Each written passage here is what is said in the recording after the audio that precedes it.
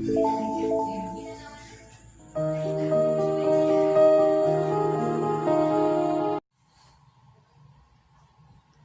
bismillahirrahmanirrahim. Assalamualaikum warahmatullahi wabarakatuh. Perkenalkan, nama saya Devia Puspita Yunus. Di video selanjutnya atau di video kali ini saya ingin melanjutkan paparan materi yang terakhir, yaitu materi ketiga tentang bidang layanan BK di TK dan SD. Nah, dalam materi ketiga ini terdapat 4 subbagian. Yang pertama yaitu bidang layanan BK di TK dan SD. Yang kedua yaitu jenis komponen layanan BK di TK dan SD.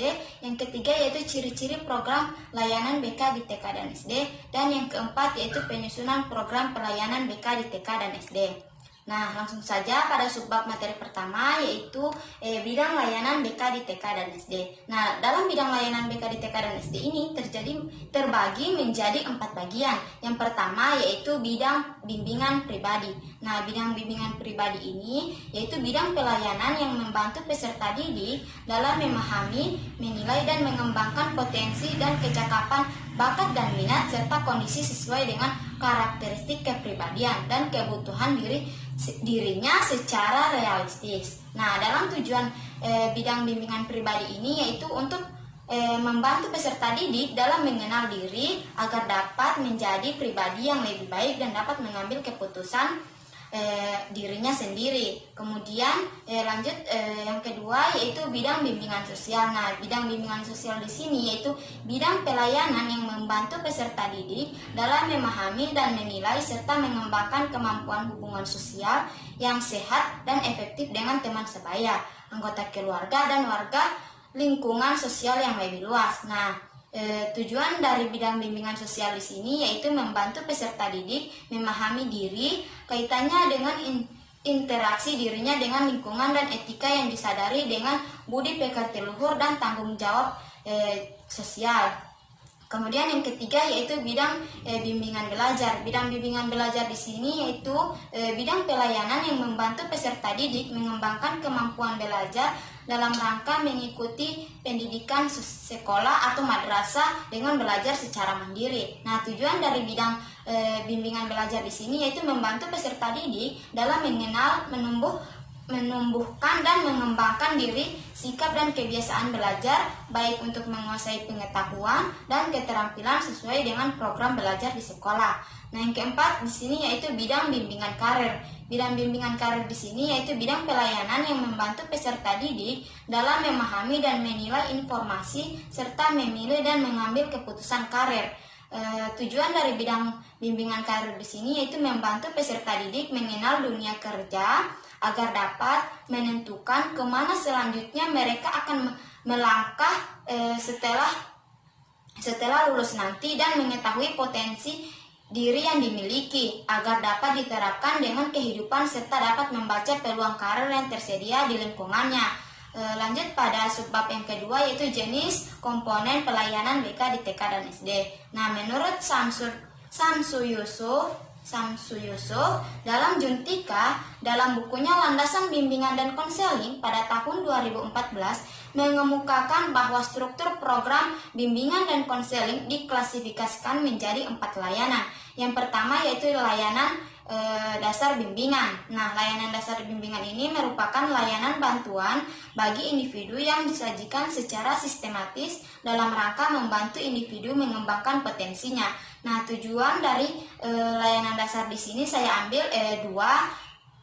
Namun sebelumnya tujuan dari layanan dasar ini ada banyak, namun saya ambil di sini hanya 2 saja. Yang pertama yaitu memiliki kesadaran atau pemahaman tentang diri dan lingkungannya seperti pendidikan, pekerjaan, sosial, budaya, dan agama. Dan yang kedua yaitu mampu mengembangkan keterampilan untuk mengidentifikasi tanggung jawab atau seperangkat tingkah laku yang layak bagi penyesuaian diri dan lingkungannya. Nah, strategi dalam layanan dasar di sini yang pertama yaitu bimbingan kelas, yang kedua pelayanan orientasi, yang ketiga yaitu pelayanan informasi, yang keempat bimbingan kelompok, dan yang kelima yaitu pelayanan pengumpulan data.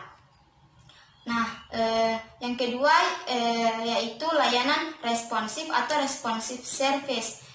Merupakan layanan bantuan bagi individu yang memiliki bantuan atau masalah yang memerlukan bantuan atau pertolongan dengan segera. Nah, tujuan dari layanan responsif di sini yaitu membantu siswa agar dapat memenuhi kebutuhannya dan memecahkan masalah yang dialami atau membantu siswa yang mengalami hambatan, kegagalan dalam mencapai tugas-tugas perkembangan. Kemudian tujuan dari layanan ini dapat juga dikemukakan sebagai upaya untuk mengintervensi masalah-masalah atau kepedulian pribadi siswa yang muncul segera dan berdasarkan saat itu, berkenaan dengan masalah sosial pribadi, karir dan atau masalah perkembangan pendidikan. Nah, lanjut pada yang ketiga yaitu layanan perencanaan individual. Layanan perencanaan individual ini diartikan sebagai layanan bantuan kepada individu agar mampu membuat dan menjelaskan perencanaan di masa depan berdasarkan pemahaman akan kekuatan dan kelemahan yang ada pada dirinya. Nah, yang terakhir yaitu dukungan sistem. Dukungan sistem di sini yaitu sebelumnya ketiga komponen di atas yang tadi saya sudah jelaskan itu merupakan pemberian layanan bimbingan konseling kepada individu secara langsung. Sedangkan yang dimaksud dengan dukungan sistem di sini merupakan komponen layanan dan kegiatan manajemen secara tidak langsung memberikan bantuan kepada individu atau memfasilitasi kelancaran perkembangan siswa. Seperti itu. Kemudian lanjut pada subbab yang ketiga yaitu ciri-ciri program layanan BK di TK dan SD.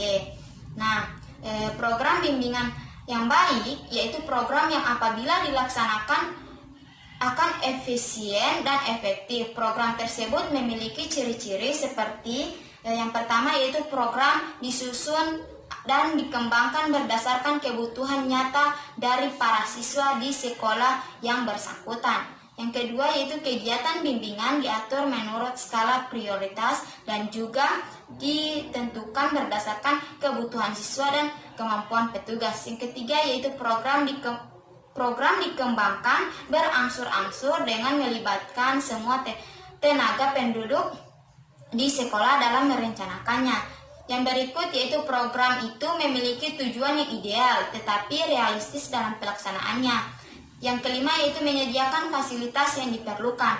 Dan yang keenam yaitu penyusunan disesuaikan dengan program pendidikan di lingkungan sekolah yang bersangkutan. Lanjut yang ketujuh yaitu memberikan kemungkinan pelayanan kepada semua siswa. Dan yang berikut yaitu memberikan peran yang penting dalam menghubungkan dan memadukan sekolah dengan masyarakat. Dan yang kesembilan yaitu berlangsungnya sejalan dengan proses penilaian diri baik mengenai program itu sendiri maupun kemajuan dari siswa yang dibimbing serta mengenai kemajuan pengetahuan, keterampilan dan sikap para petugas pelaksanaannya. Yang ke-10 yaitu program itu menjamin keseimbangan dan kesinambungan pelayanan bimbingan. Nah, lanjut subbab yang keempat yaitu penyusunan program pelayanan BK di TK dan SD. Penyusunan program bimbingan dan konseling umumnya meliputi 4 langkah pokok yaitu identifikasi kebutuhan, penyusunan rencana kerja, pelaksanaan kegiatan, dan penilaian kegiatan. Nah, dari keempat langkah tersebut merupakan suatu rangkaian kegiatan yang sebaiknya dilakukan secara berkesinambungan. Nah, berikut penjelasan dari identifikasi kebutuhan, yaitu program yang baik adalah program yang sesuai dengan kebutuhan seperti kebutuhan aktualisasi diri dan pemenuhan diri seperti pengembangan potensi diri.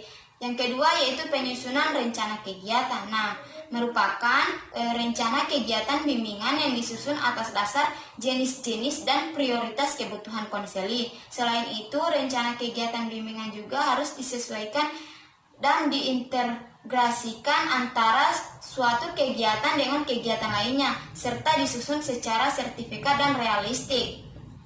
Kemudian lanjut yang ketiga yaitu pelaksanaan kegiatan. Nah, pelaksanaan kegiatan sini merupakan rencana program bimbingan yang telah disusun dalam kaitannya buat format, monitoring, dan kembangkan dalam rangka pencatatan proses kegiatan atau proses bimbingan.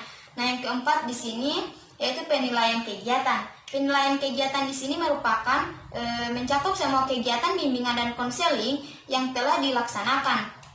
Penelitian dilakukan pada setiap tahap kegiatan dalam penyusunan program. Hasil penelitian merupakan gambaran tentang proses seluruh hasil yang dicapai serta dalam rekomendasi tentang kegiatan berikut seperti follow up.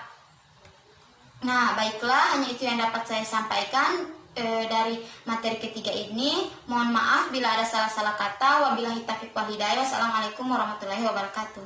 Terima kasih.